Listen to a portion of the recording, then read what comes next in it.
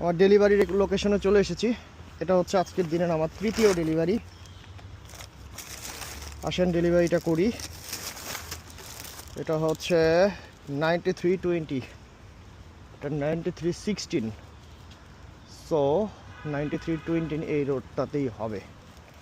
আমাকে কি বলছে, এটা লিভ অ্যাট দ্য ডোর, দরজার সামনে। এই যে 9320 পেয়ে গেছি।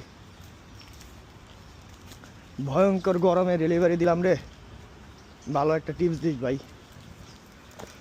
আচ্ছা,